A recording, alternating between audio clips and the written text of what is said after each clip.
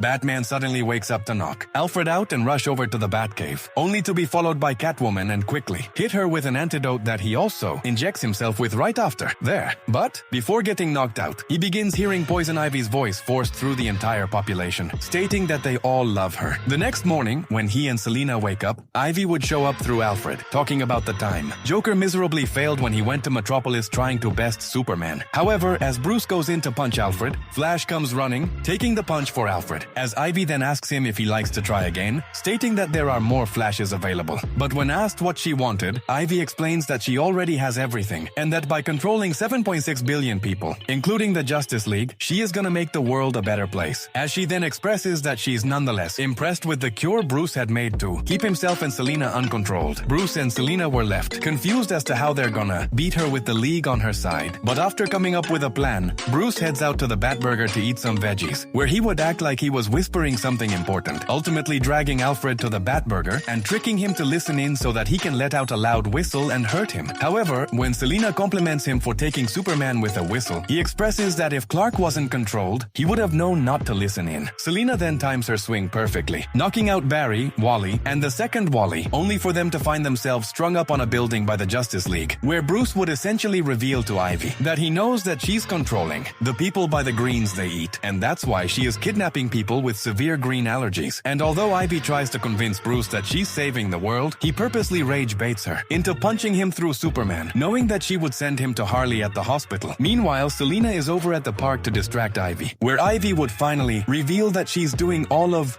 this to make up for the murder she committed for the Riddler during his war against the Joker. Bruce talks to Harley because he knew that she wasn't deeply controlled due to her relation with Ivy, meaning that if he can get Catwoman to knock Ivy out for a few seconds, he'll be able to disconnect her from Ivy's control, which he wanted to do because Harley is basically the only person that could convince Ivy to stop all of this. However, when Harley tries comforting Ivy about the murder, Bruce actually reveals that he had examined the bodies and that it was the Riddler who killed them, not her. And with that, Ivy finally decided to stop.